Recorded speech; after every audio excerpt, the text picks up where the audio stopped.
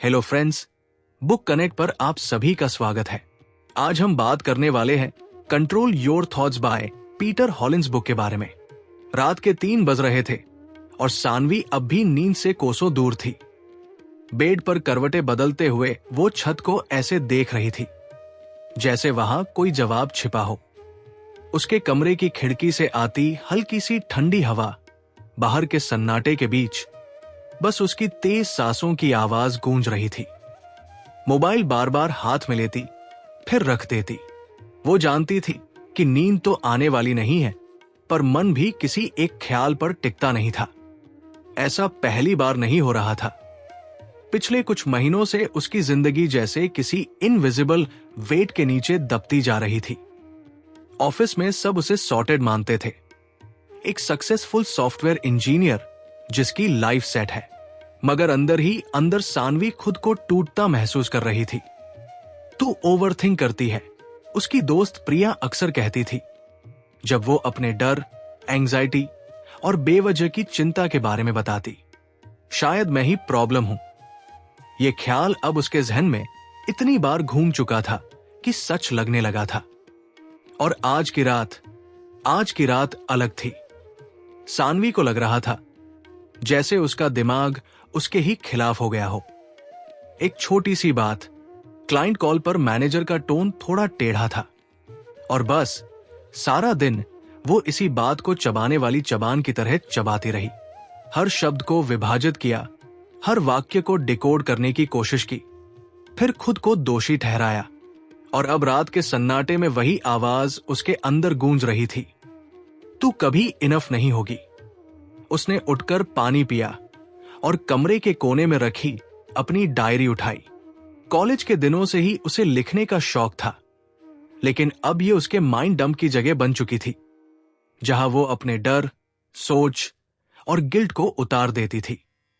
आज उसने कुछ अलग किया। मैं क्या सोचती हूं वही मेरी दुनिया बनाता है, क्या ये सच है?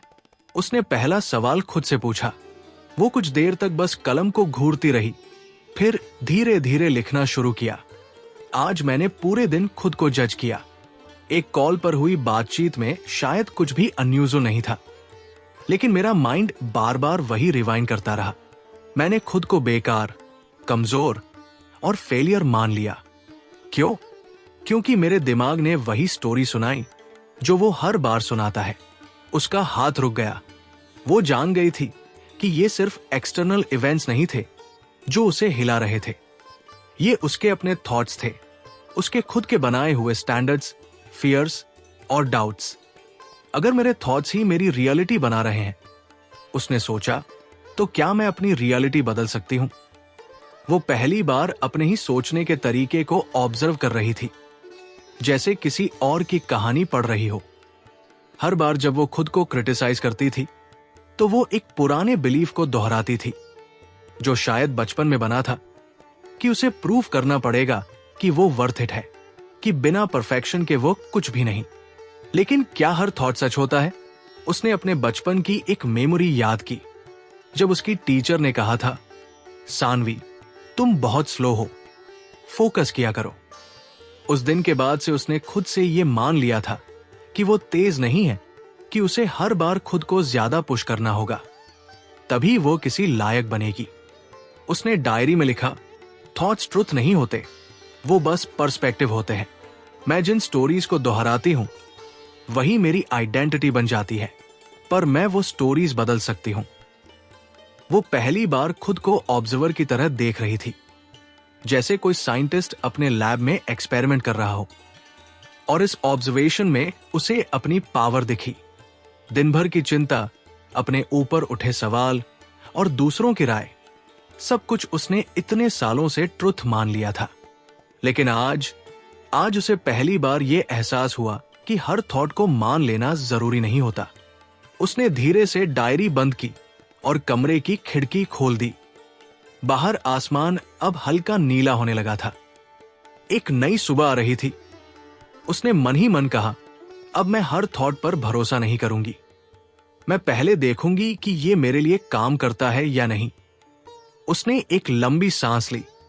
पहली बार ऐसा लगा जैसे उसके अंदर कुछ हल्का हो रहा है। वो जानती थी कि ये एक दिन में नहीं बदलेगा, लेकिन उसने पहला कदम रख दिया था।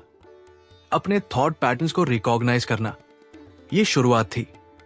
वो अभी भी वही सानवी थी, सेम जॉब, सेम इनसिक्योरिटीज, लेकिन अब उसके पास एक नई नजर थी, और उस नजर से वो अपने अंदर के शोर को थोड़ा दूर से देख पा रही थी, जैसे किसी ने उसकी आंखों से एक पर्दा हटा दिया हो। वो मुस्कुराई, हल्की सी, और पहली बार उस मुस्कुराहट में राहत थी। अगली सुबह जब सानवी की आंख खुली तो खिड़की से आती हल्की धूप उसके चेहरे पर पड़ रही थी। आज कुछ अलग था, कुछ बहुत सब्टल लेकिन बहुत रियल। वो वही थी, वही कमरे की दीवारें, वही डेडलाइंस, वही ईमेल्स, लेकिन अंदर कुछ शिफ्ट हुआ था। उसने खुद को मिरर में देखा। बाल बिखरे थे, आंखों के नीचे हल्की सी थकान, लेकिन एक क्लैरिटी सी महसूस हो रही थी। उसने खुद से सॉफ्टली कहा, आज मैं अपनी सोच खुद चुनूंगी। बस यही एक छोटा सा सेंटेंस, लेकिन उसमें जो पावर थी वो सानवी पहले कभी नहीं देख पाई थी। किचन में चाय बनाते हुए भी उसके दिमाग में वही पुरानी सोचें घुसने की कोशिश कर रही थी। कल की कॉल तो मैस थी, आज क्या होगा? फिर वही बॉस की तिरछी नजरें और क्लाइंट्स। मगर इस बार उसने कॉन्शियस पॉज किया। उसने खुद से पूछा, क्या मैं अभी ये सोच खुद चुन रही हूं, या ये बस मेरे ऑटोमेटिक थॉट्स हैं जो आदतन रिपीट हो रहे हैं? उसने गैस बंद किया, चाय कप में डाली और बालकनी में आकर बैठ गई। उसने डायरी फिर से खोली और लिखा, हर सोच जो मेरे माइंड में आती है उसे सच मान लेना जरूरी नहीं है। मैं ऑब्जर्वर बन सकती हूं। आज से मैं इंटेंशन से सोचूंगी। अगर आपको हमारी फ्री समरी अच्छी लगती है तो आप हमारे चैनल को सब्सक्राइब कर सकते हैं, हमारी मेंबरशिप खरीद सकते हैं, या हमें यूपीआई के थ्रू सपोर्ट कर सकते हैं। अब समरी पर वापस चलते हैं। कोई भी थॉट नेगेटिव या एंग्जियस आएगा तो पहले उसे देखकर समझूंगी, फिर तय करूंगी कि उस पर ध्यान देना है या नहीं। वो पहली बार अपनी सोच को फिल्टर करना सीख रही थी। ऑफिस पहुंची तो यूजुअल केओस था।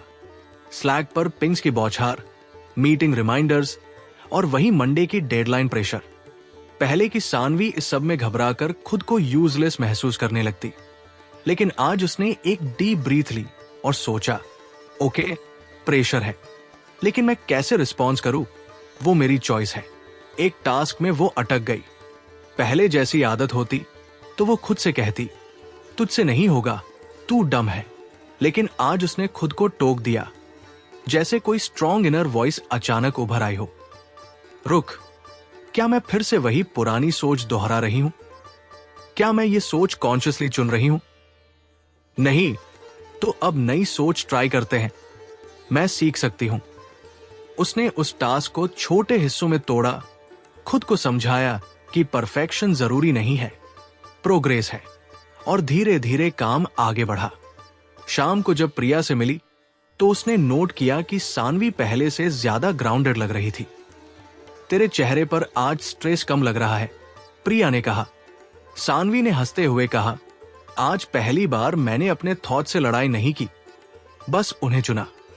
प्रिया थोड़ा कंफ्यूज हो गई। मतलब? सानवी ने चाय का घूंट लेते हुए कहा, मतलब ये कि जो भी सोच मेरे अंदर आ रही थी, negative, doubtful, anxious, I didn't just accept them. मैंने खुद से पूछा, क्या मैं इस सोच को मानती हूं? क्या ये सच है? क्या ये मेरी मदद कर रही है? और फिर डिसाइड किया कि मुझे किस सोच के साथ रहना है। प्रिया कुछ देर तक चुप रही, फिर बोली, वाओ, ये तो जैसे मेंटल जिम है। एग्जैक्टली, सानवी ने कहा, माइंडसेट को इंटेंशनली ट्रेन करना पड़ता है, वरना डिफॉल्ट मोड पर हम वही सोचते रहते हैं जो हमें दुखी करता है। रात को घर लौटी तो एग्जॉर्शन थी, लेकिन एक अलग तरह की शांति भी थी। उसने अपने कमरे की लाइट डिम की और मेडिटेशन ऐप ऑन कर दी। 5 मिनट की माइंडफुलनेस प्रैक्टिस की। पहली बार दिन भर के तमाम थॉट्स को बिना भागे ऑब्जर्व किया। कुछ थॉट्स अच्छे थे, कुछ परेशान करने वाले, लेकिन आज वो बस देख रही थी, जज नहीं कर रही थी, जैसे कोई कॉन्सर्ट में बैठा हो और हर इंस्ट्रूमेंट को क्लियरली सुन रहा हो, वो भी जोर वाला ड्रम और वो भी सॉफ्ट वायलिन। उसने महसूस किया कि जब वो खुद से कहती है मैं अब अपनी सोच खुद चुनूंगी, तो वो खुद को कंट्रोल देने की बजाय खुद को आजाद कर रही होती है। रात के गहरे सन्नाटे में आज कोई लड़ाई नहीं थी, ना खुद से ना अपने थॉट से। बस एक हल्का सा विस्पर दिल में था, कल भी मैं अपनी सोच खुद चुनूंगी। अगली सुबह सानवी थोड़ा जल्दी उठ गई। खिड़की से धूप अभी तक पूरी तरह कमरे में नहीं आई थी, लेकिन उसके चेहरे पर हल्की रोशनी पड़ रही थी। आज उसकी आंखों में कुछ अलग चमक थी। कल इंटेंशनल थिंकिंग की प्रैक्टिस करने के बाद एक नई क्लैरिटी का एहसास हो रहा था, लेकिन साथ ही कुछ और भी सरफेस पर आ रहा था। कुछ पुराने बिलीव्स जो अब चैलेंज मांग रहे थे। वो किचन में चाय बना रही थी जब अचानक दिमाग में एक सोच आई, मुझसे बड़े काम नहीं होते, मैं बस एवरेज हूं। ये सोच यूं ही नहीं आई थी, ये बचपन से साथ चली आ रही थी। स्कूल के टाइम जब वो मैथ्स में फेल हुई थी, तब उसके पापा ने कहा था तू मेहनत तो करती है लेकिन तेरे बस की बात नहीं है। तब शायद पापा का मतलब ये नहीं था, लेकिन वो एक वाक्य दिल में ऐसा चिपक गया कि हर नया चैलेंज आते ही वो खुद को वही वाक्य दोहराती थी। आज उसने अपने मन की उस आवाज को पकड़ लिया। चाय की चुस्की लेते हुए उसने खुद से कहा, रुक, ये सोच तू बार बार क्यों दोहराती है? किसने कहा कि तू सिर्फ एवरेज है? और अगर तूने ही माना है तो क्या अब इसे बदला नहीं जा सकता? वो डायरी लेकर बैठ गई और एक नया पेज खोला। उसने लिखा, ओल्ड बिलीफ, मैं सिर्फ एवरेज हूं, बड़े काम मेरे बस के नहीं है। न्यू बिलीफ, मैं जो भी सोचूं, सीखूं और कोशिश करूं, उसमें मैं ग्रो कर सकती हूं। मेरी मेहनत मेरी लिमिट नहीं, मेरी स्ट्रेंथ है। फिर उसने एक एक करके अपनी पुरानी लिमिटिंग बिलीफ्स पर नजर डाली, जैसे पुरानी किताबें जो शेल्फ में धूल जमा रही थी। मुझे लोग सीरियसली नहीं लेते, मेरे पास वो स्किल्स नहीं है जो दूसरों के पास है। अगर मैंने गलती की तो लोग मुझे रिजेक्ट कर देंगे। अगर किसी ने मुझे प्यार नहीं दिया तो मेरी वैल्यू ही नहीं है। वो हर बिलीफ को ऑब्जर्व कर रही थी, जैसे कोई साइंटिस्ट माइक्रोस्कोप से किसी बैक्टीरिया को देखता है, न्यूट्रल होकर, क्यूरियस होकर।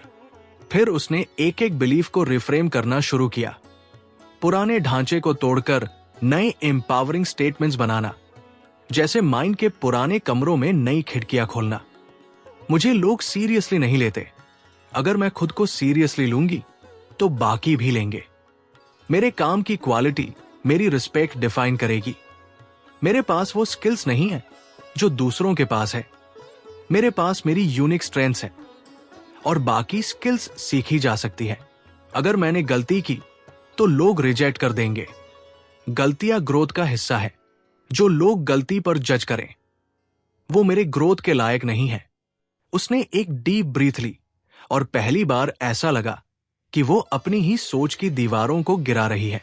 ऑफिस पहुंची तो एक नया असाइनमेंट मिला, एक प्रोजेक्ट जिसमें क्लाइंट प्रेजेंटेशन देना था, लाइव कॉल में।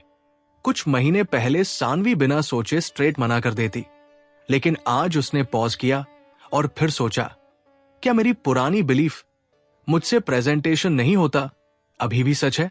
उसने उस थॉट को देखा पर उस पर एक्ट नहीं किया। इंस्टेड उसने खुद से कहा, मैं नर्वस हो सकती हूं लेकिन मैं सीख सकती हूं और यह मौका है खुद को प्रूव करने का, खुद के लिए। प्रिया ने देखा कि वो अनयूजुअली कॉलम लग रही है। तेरे अंदर कुछ चेंज आया है, प्रिया ने कहा। सानवी ने मुस्कुराते हुए कहा, हां, मैं अपनी सोच की सफाई कर रही हूं। जैसे कोई घर में पुराने बेकार सामान फेंक देता है ना, वैसे ही, प्रिया ने हंसते हुए कहा। और उसमें भी वही अलमारी होती है जो सालों से बंद थी। एग्जैक्टली, सानवी बोली, उसमें इतनी पुरानी बिलीव्स जमा होती है कि हम खुद को ही नहीं समझ पाते। रात को घर पहुंची तो उसने खुद को रिवॉर्ड देने के लिए एक छोटी सी मूवी देखी। No guilt, no pressure. यह भी एक नई सोच थी। रिलैक्स करना भी प्रोडक्टिव हो सकता है अगर वो माइंडफुल हो। मूवी खत्म होने के बाद वो बालकनी में बैठी थी। आसमान में हल्के बादल थे और हवा में कुछ ठंडक।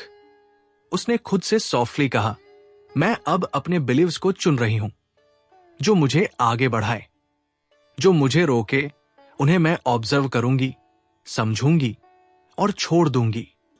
फिर जैसे भीतर से एक आवाज आई, ये सफर लंबा है, लेकिन अब तू जाग चुकी है। और उस पल में सानवी को पहली बार अपनी थिंकिंग की ताकत का एहसास हुआ। अब वो अपनी कहानी की राइटर थी। शाम के करीब 6 मिनट बज रहे थे। ऑफिस से वापस आते हुए सानवी के हाथ में फूलों का एक छोटा सा बुके था।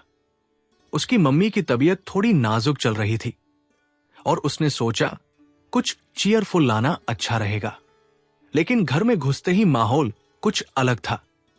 उसकी मम्मी, जो यूजुअली उसके लौटने पर मुस्कुराती थी, आज अनयूजुअली चुप थी। क्या हुआ मम्मी? उसने पूछा। डॉक्टर ने आज कहा है कि मुझे अगले हफ्ते कुछ टेस्ट कराने होंगे। कुछ हार्ट से जुड़ा है शायद, उन्होंने हल्के अंदाज में कहा, पर उनकी आवाज में छिपी हुई घबराहट सानवी साफ महसूस कर सकती थी। उसे एक झटका सा लगा। बाहर से शांत रहने की कोशिश करते हुए उसने धीरे से मम्मी का हाथ थामा और उनके पास बैठ गई। फिर वो चुपचाप कमरे में जाकर अपना बैग रखाई। लेकिन अंदर तूफान शुरू हो गया था। क्यों होता है ऐसा? जब जिंदगी थोड़ी बेहतर लगने लगती है, तभी कुछ ऐसा आ जाता है जो सब बिगाड़ देता है। उसका दिमाग ऑटोमेटिक थॉट से भर गया। Worry, guilt, fear. काश मैं और अर्लियर घर आ पाती, काश मैं कुछ ज्यादा हेल्प कर पाती, काश काश काश। अचानक उसे अपनी ही सांसें भारी लगने लगी। लेकिन इस बार वो खुद को ऑब्जर्व कर रही थी। वो पैनिक में नहीं जा रही थी। वो अपने डर और गिल्ट को देख रही थी, जैसे कोई थेरेपिस्ट क्लाइंट की बात सुनता है। और फिर उसे याद आया, आई can't control everything, but I can control how I respond. उसने गहरी सांस ली और धीरे धीरे खुद से कहा, ठीक है, ये एक्सटर्नल सिचुएशन है, टफ है, पर इसका मतलब ये नहीं कि मैं पावरलेस हूं। मम्मी को मेरी स्ट्रेंथ की जरूरत है, पैनिक की नहीं। उसने एक व्हाइट बोर्ड उठाया जो उसने हाल ही में प्रोडक्टिविटी के लिए खरीदा था। लेकिन आज पहली बार उसने उसका इस्तेमाल अपनी इमोशनल क्लैरिटी के लिए किया। उसने 2 कॉलम बनाए, थिंग्स आई कैन कंट्रोल और थिंग्स आई कैंट कंट्रोल। वो लिखने लगी, can't control, test reports, doctors diagnosis, mummy का फिजिकल रिएक्शन, लोग क्या सोचेंगे। कैन कंट्रोल, मेरी कामनेस, मेरी प्रेजेंस, मम्मी के साथ बिताया गया टाइम, मेरी प्रेयर्स, खाना टाइम पर देना, अपना नर्वसनेस हैंडल करना। लिखने के बाद उसने एक बात महसूस की, जब हम क्लियरली डिफाइन करते हैं कि क्या हमारे बस में है और क्या नहीं, तो डर थोड़ा पीछे हटने लगता है।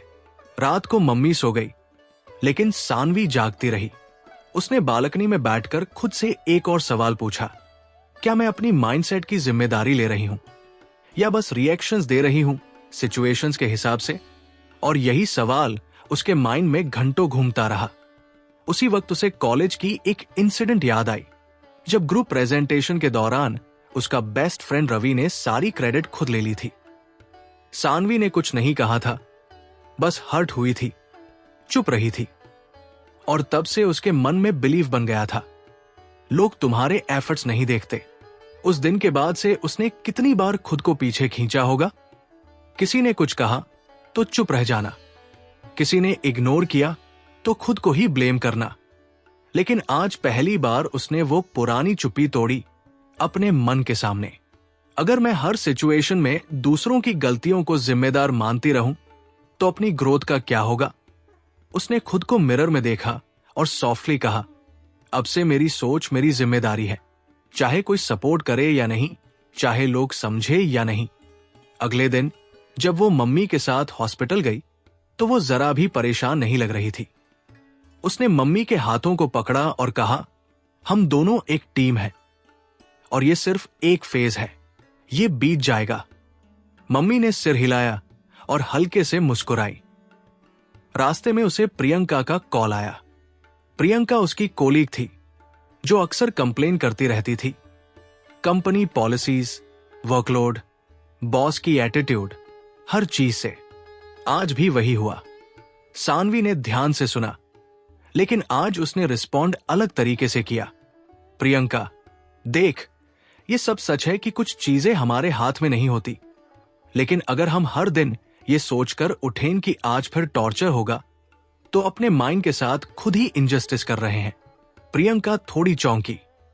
तेरे अंदर कुछ चेंज हुआ है? उसने पूछा। हां, सानवी बोली, अब मैं अपने माइंड की ड्राइवर बन गई हूं। अब ये मुझे नहीं चलाएगा। जब वो घर पहुंची तो थोड़ी थकी हुई थी, लेकिन अंदर कुछ नया एंकर बन चुका था। उसने एक पोस्टर लिया और डेस्क पर चिपका दिया। You are not your situation, you are your response to it. उस रात नींद जल्दी आ गई, शायद इसलिए क्योंकि अब उसके भीतर फाइट नहीं थी, सिर्फ समझ थी। और सानवी ने तय कर लिया था कि अब उसके माइंडसेट की जिम्मेदारी सिर्फ और सिर्फ उसकी अपनी होगी, ना मां बाप की, ना बॉस की, ना किसी दोस्त की। और इसी माइंडसेट से वो आगे बढ़ेगी, चैलेंजेस की ओर, ग्रोथ की ओर। सानवी ने अपनी जिंदगी में जो अंदरूनी बदलाव शुरू किया था, वो अब धीरे धीरे बाहर भी दिखने लगा था। पहले जहां वो थोड़ी रिजर्व और डाउटफुल रहती थी, अब उसकी बातें ज्यादा कॉन्फिडेंट और ग्राउंडेड लगने लगी थी। और यहीं से शुरू हुआ एक नया चैप्टर। एक दिन ऑफिस में एचआर ने एक इंटरनल कम्युनिकेशन भेजा, कॉग्निटिव डिसीजन मेकिंग वर्कशॉप। ये एक छोटा सा ट्रेनिंग सेशन था, जिसमें बताया जाना था कि कैसे हम रोज डिसीजन मेकिंग में छोटी छोटी मेंटल बायसेस के शिकार होते हैं। सानवी ने तुरंत रजिस्टर कर लिया। सेशन के दिन वो थोड़ा एक्साइटेड थी, लेकिन जैसे जैसे सेशन शुरू हुआ, उसकी आंखें खुलती चली गई। ट्रेनर ने पूछा, सपोज आप एक रेस्टोरेंट में जाते हैं और मेन्यू में 2 ऑप्शंस हैं, एक बर्गर जो 200 रुपए का है और एक कॉम्बो मील जिसमें वही बर्गर, फ्राइज और ड्रिंक मिलती है 240 रुपए में। ज्यादातर लोग कॉम्बो क्यों लेते हैं? सारे पार्टिसिपेंट्स बोले, क्योंकि वैल्यू ज्यादा लगती है। एग्जैक्टली, ट्रेनर मुस्कुराया, but that's called anchoring bias. Burger की कीमत को एंकर बनाया जाता है ताकि कॉम्बो सस्ता लगे, जबकि जरूरत सिर्फ बर्गर की थी। सानवी को जैसे किसी ने उसके अंदर का एक नकाब उतार दिया हो। सेशन के बाद भी वो पूरे दिन उसी थॉट प्रोसेस में उलझी रही। शाम को जब वो घर पहुंची, उसने अपने पुराने जर्नल्स निकाले। वो चाहती थी कि वह अपनी थिंकिंग पैटर्न्स को ऑब्जर्व करे। कहां कहां उसने ऐसी मानसिक शॉर्टकट्स लिए थे जिन्हें वो सत्य मान बैठी थी। उसे एक पुरानी एंट्री मिली, मुझे लगता है कि मैं कभी लोगों से उतना अच्छा कनेक्ट नहीं कर पाती, शायद मैं थोड़ी सोशली ऑकवर्ड हूं। अब उसने उस थॉट को दूसरी नजर से देखा। ये मेरा ऑब्जर्वेशन नहीं था, ये तो बस कुछ ऑकवर्ड मोमेंट्स के बाद बनी एक बिलीफ थी, और शायद इस पर कॉन्फर्मेशन बायस ने काम किया। मैंने बस उन्हीं एक्सपीरियंसेस पर ध्यान दिया जो मेरी बिलीफ को सपोर्ट करते थे। उसे समझ में आने लगा कि उसने अपने दिमाग को सेलेक्टिवली एविडेंस ढूंढने की आदत डाली थी। उसे वो फ्रेंड याद आई जो हर बार उसकी बातें ध्यान से सुनती थी, वो कोलीग जो हर बार उसका ओपिनियन पूछता था, लेकिन उसने कभी उन एक्सपीरियंसेस को अपना नैरेटिव नहीं बनने दिया। क्यों? क्योंकि उसके अंदर पहले से ही बिलीफ था कि मैं लोगों के साथ अच्छा नहीं हूं, और उसी बिलीफ को कंफर्म करने वाली बातें ही उसका ध्यान खींचती थी। उसने खुद से सॉफ्टली कहा, मैंने अपनी वास्तविकता को फिल्टर किया है। अब वो एक्टिवली खुद को ऑब्जर्व करने लगी। किसी कन्वर्सेशन के बाद वो खुद से पूछती, क्या मैंने किसी सिचुएशन को सिर्फ अपनी असम्पशन से देखा? क्या मैंने दूसरे का पर्सपेक्टिव कंसिडर किया? एक दिन उसका एक दोस्त करण, जो उससे बहुत फ्रैंक था, आया। दोनों बहुत समय बाद मिल रहे थे। बातचीत के दौरान करण ने कैजुअली कहा, तू पहले की तरह डिफेंसिव नहीं लग रही। सानवी हंसी, मैं पहले भी इतनी ही डिफेंसिव थी, बस मुझे दिखता नहीं था। करण ने आईब्रो उठाया, इनर वर्क कर रही है क्या तू? कुछ ऐसा ही, उसने कहा। वो दोनों टेरेस पर बैठे हुए चाय पी रहे थे। चाय की बात नहीं थी, आज बात थी उन लेयर्स की जो धीरे धीरे उतर रही थी।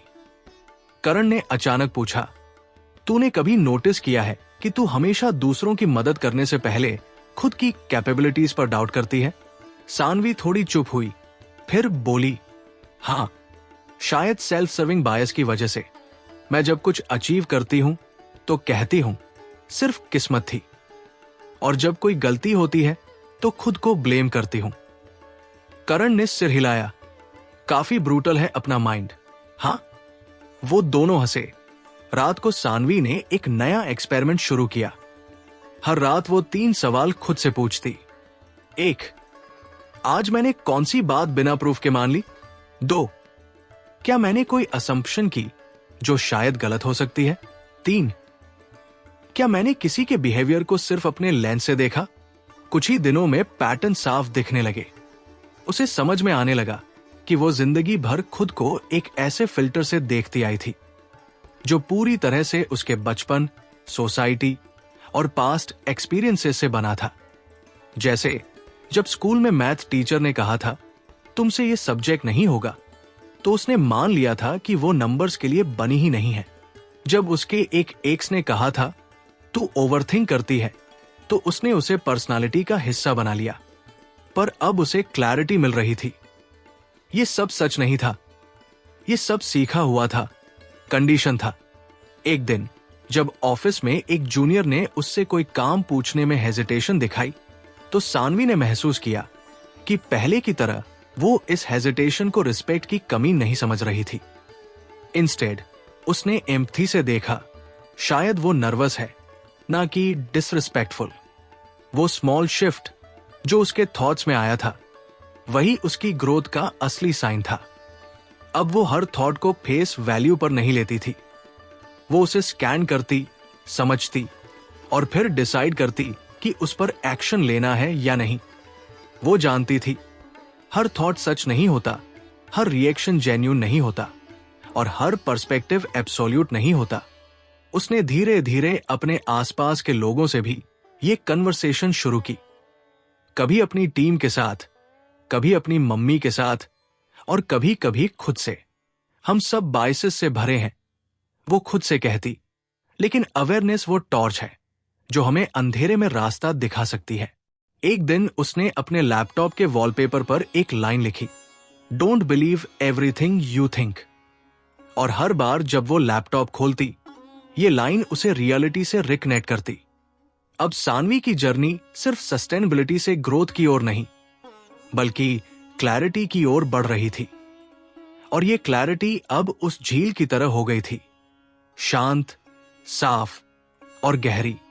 सानवी अब उस दौर में थी जहां उसका जहन पहले से ज्यादा सतर्क हो चुका था। वो अपने सोचने के तरीके को पहचानने लगी थी, अपने बिलीव्स को क्वेश्चन करने लगी थी और सबसे अहम, अपने रिस्पॉन्स पर कंट्रोल लाने लगी थी। लेकिन क्लैरिटी की ये नई चमक कभी कभी इतनी तेज हो जाती थी कि वो खुद उसकी आंखों को चुभने लगती। एक दिन कंपनी में अचानक फायर ड्रिल का अलार्म बजा। सब लोग घबराकर बाहर की ओर भागे। किसी ने फाइलें छोड़ दी, किसी ने फोन उठा लिया और कुछ लोग एक दूसरे को डायरेक्शन देने लगे। सानवी भी भागने लगी, पर हाफवे जाते जाते रुक गई। उसने खुद से पूछा, क्या ये पैनिक जेन्युइन है या बस हर्ड रिएक्शन? उसने चारों ओर देखा, कोई स्मोक नहीं, कोई स्मेल नहीं, बस अलार्म और अफरातफरी। उसे याद आया, फायर ड्रिल की ईमेल आई थी। यही होगी। उसने गहरी सांस ली, मुस्कुराई और कॉलमली सीढ़ियों की तरफ बढ़ गई। कुछ देर बाद सभी लोग वापस लौटे, पर सानवी अभी भी उसी थॉट में डूबी हुई थी। मैं रिएक्ट कर सकती थी, लेकिन मैंने रिस्पॉन्ड किया। यही वो पहली झलक थी उस क्लैरिटी की जो अब उसकी जिंदगी में जगह बना रही थी। कुछ दिनों बाद उसकी टीम को एक मेजर प्रेजेंटेशन देनी थी। क्लाइंट अग्रेसिव था, एक्सपेक्टेशंस हाई थे और सारा प्रेशर उसके शोल्डर्स पर था। टीम में टेंशन था, मैसेजेस में पैसिव अग्रेशन, कॉल्स में इंपेशेंस।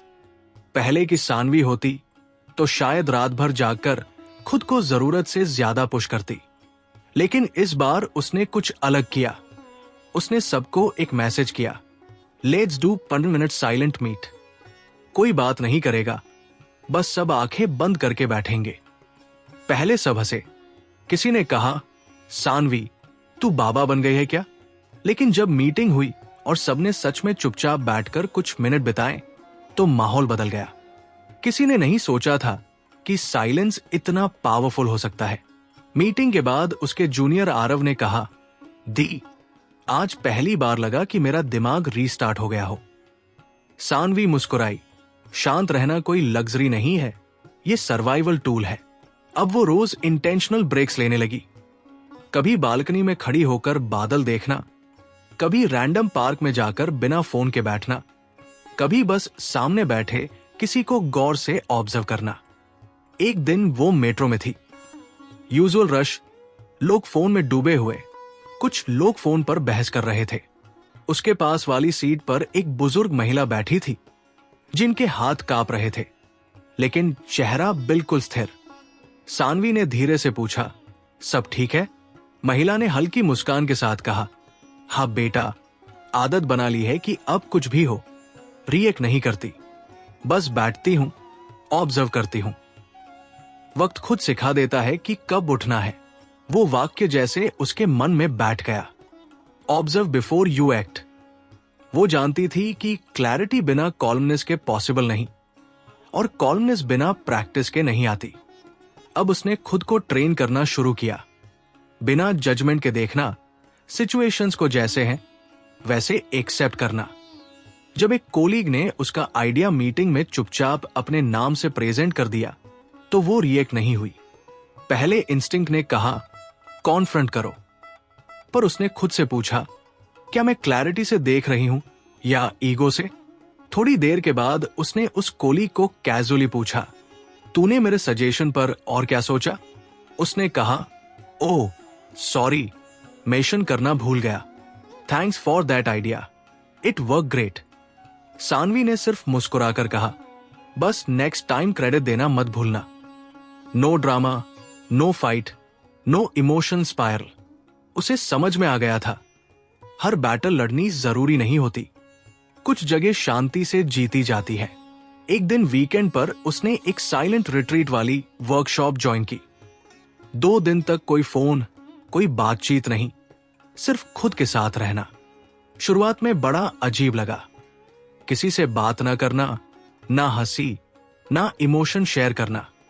पर जैसे जैसे समय बीता उसे महसूस हुआ कि उसकी अंदर की आवाज, जो हमेशा बैकग्राउंड में होती थी, अब फोरग्राउंड में आ रही थी। तू काफी हार्श है अपने आप से, तू हमेशा आउटकम पर फोकस करती है, प्रोसेस पे नहीं। तू क्लैरिटी के पीछे भागती है लेकिन नॉइज से डरती है। इन सारी आवाजों को वो पहले अवॉइड करती थी, लेकिन अब वो उन्हें वेलकम कर रही थी। धीरे धीरे वो आवाजें शांत हो गई, जैसे उन्हें बस सुना जाना था। रिट्रीट से लौटते वक्त वो बहुत हल्का महसूस कर रही थी। अब वो समझ चुकी थी कि कॉलमनेस कोई रिएक्शन नहीं, बल्कि एक कल्टिवेटेड स्किल है, और क्लैरिटी कोई सडन इंसाइट नहीं, बल्कि धैर्य और अभ्यास का फल है। वो अब भी स्ट्रेस में आती थी, अब भी डरती थी, पर फर्क ये था कि वो उन इमोशंस को ऑब्जर्व कर सकती थी, रिएक्ट नहीं करती थी। अब जब कोई उसको हर्ट करता तो वो खुद से पूछती, क्या ये उनके एक्शन का रिजल्ट है या मेरे एक्सपेक्टेशन का? जब कुछ प्लान के मुताबिक नहीं होता तो वो पूछती, क्या मैं स्थिति को वैसे देख रही हूं जैसे है या जैसे मैं चाहती हूं कि हो? अब वो खुद को जज नहीं करती थी, सिर्फ जेंटली रिमाइंड करती थी, रिस्पॉन्स ग्रेटर थन रिएक्शन। एक शाम जब वो अपने कमरे में बैठी थी तो उसे चाइल्डहुड की वो कहानी याद आई, जिसमें एक साधु अपने गांव लौटते हैं और लोग उनसे पूछते हैं, आप इतने शांत कैसे हैं? साधु कहते हैं, मैं रिएक्ट नहीं करता, सिर्फ देखता हूं, फिर सोचता हूं और फिर कुछ कहता हूं। सानवी ने डायरी में लिखा, calmness is not weakness, it's a form of strength. Clarity is not knowing everything, it's knowing what matters. अब वो क्लैरिटी को पाने के लिए भागती नहीं थी, वो उसे स्पेस देती थी आने के लिए। और सानवी की ये यात्रा अभी रुकी नहीं थी, क्योंकि शांति की तलाश हमेशा बाहर नहीं, अंदर की ओर होती है। और क्लैरिटी कोई डेस्टिनेशन नहीं, वो तो रोज का अभ्यास है। वो जगह जहां उसने बचपन बिताया था, लेकिन सालों से गई नहीं थी। गेट पर खड़ा वो नीम का पेड़ अब भी वही था। नीचे कुछ बच्चे खेल रहे थे और दूर एक बूढ़ी औरत अपने पुराने रेडियो के साथ बैठी थी। हवा में हल्की सी मिट्टी की खुशबू थी, जैसे बीते दिनों की यादें खुद को ताजा कर रही हों। वहीं पास की एक लोहे की बेंच पर बैठकर वो थोड़ी देर आंखें बंद करके बैठी रही। और तभी एक चेहरा उसकी आंखों के सामने आ गया, उसकी पुरानी दोस्त अन्विता का। क्लास 10वीं के बाद उनकी दोस्ती टूटी थी। एक गलतफहमी, एक ईगो क्लैश और फिर साइलेंस। सानवी को आज तक याद था कैसे अन्विता ने किसी और के सामने उसकी बात का मजाक उड़ाया था, और कैसे उसने खुद से वादा कर लिया था, मैं इसको कभी माफ नहीं करूंगी। वो वादा सालों से उसके भीतर बैठा था, शायद इतना गहरा कि वो खुद भी भूल चुकी थी कि वो अब भी उसे कैरी कर रही है। सानवी ने मन ही मन खुद से पूछा, क्या मैं आज भी अन्विता से नाराज हूं? क्या मैं अब भी उस पल को पकड़कर बैठी हूं? उसने खुद को जवाब दिया, शायद नहीं, पर मैंने कभी उस दर्द को कॉन्शियसली छोड़ा भी तो नहीं। वो जानती थी ग्रोथ तब तक अधूरी है जब तक बैगेज साथ है। उस रात घर आकर उसने अपनी डायरी खोली और एक नया पेज शुरू किया। अन्विता को एक चिट्ठी, तूने जो किया उससे मैं टूट गई थी, लेकिन आज मैं समझती हूं कि हम दोनों इमैच्योर थे। तूने मुझे चोट दी और मैंने खुद को उस चोट में बंद कर लिया। आज मैं उस दरवाजे को खोल रही हूं। माफ कर रही हूं तुझे, नॉट बिकॉज तू डिजर्व करती है, बल्कि बिकॉज मैं डिजर्व करती हूं इस। उसने चिट्ठी भेजी नहीं, जरूरत भी नहीं थी। वो प्रोसेस, वो एक्सेप्टेंस बस उसके लिए था। अब वो खुद को भी वैसे ही एक्सेप्ट कर रही थी, जिसमें गलतियां थी, गुस्सा था, इनसिक्योरिटी थी, पर साथ में एक प्योर इंटेंशन भी था, ग्रो करने की। कभी कभी हम दूसरों को माफ कर देते हैं, पर खुद को नहीं। सानवी के साथ भी यही था। उसे अपने उन मोमेंट से शर्म आती थी जहां वो अपने भाई पर चिल्लाई थी, या मां की बातों को अनसुना कर दिया था, या उस इंटर्न को डांट दिया था जब वो बस नर्वस था। वो एक मेडिटेशन ऐप पर सेल्फ कंपैशन का सेशन सुन रही थी। उसमें एक लाइन थी, talk to yourself the way you would to a dear friend. उसने खुद से पूछा, अगर मेरी बेस्ट फ्रेंड ये गलती करती तो क्या मैं उसे लाइफ लॉन्ग गिल देती? जवाब था नहीं, मैं उसे गले लगाकर कहती इट्स ओके। तो फिर खुद को क्यों नहीं? एक रात उसने अपनी पुरानी तस्वीरें देखी, जिनमें वो कॉलेज के पहले दिन वाली नर्वस सानवी थी, पहली जॉब में एक्साइटमेंट से भरी सानवी, हार्ट ब्रेक के बाद रोती हुई सानवी। हर फोटो एक वर्जन था जो कहीं ना कहीं आज के वर्जन के लिए नींव बना। वो तस्वीरों को देखते हुए रो पड़ी, पर इस बार आंसू शर्म से नहीं, एक्सेप्टेंस से थे। मैं जैसी भी थी, जैसी भी हूं, मैं पूरी हूं, मैं अधूरी नहीं हूं। अगले दिन उसने खुद को एक गिफ्ट लिया, एक छोटा सा सिल्वर ब्रेसलेट जिसमें लिखा था आई फॉरगिव यू। अब वो हर ग्रीवेंस को पकड़कर नहीं बैठती थी। जब कोई ऑफिस में रूड होता तो वो खुद से पूछती, क्या ये उस इंसान की स्ट्रगल है या मेरी वैल्यू? जब कोई पास्ट याद आता तो वो खुद से कहती, उस वर्जन ने बेस्ट किया जो उसे आता था।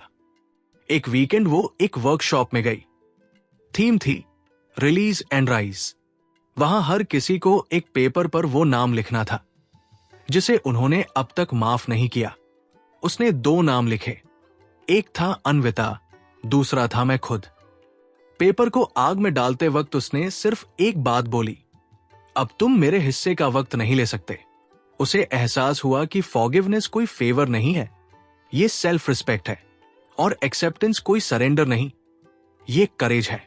अब जब वो सुबह उठती है तो कोई चाय नहीं बनाती, वो मिरर के सामने खड़ी होती है, खुद की आंखों में देखती है और कहती है, तेरे हिस्से की सारी शिकायतें अब मैंने छोड़ दी है। अब तू आजाद है आगे बढ़ने के लिए। और यही उसकी नई शुरुआत है, एक ऐसी जगह से जहां ग्रीवेंस नहीं, ग्रेटिट्यूड है।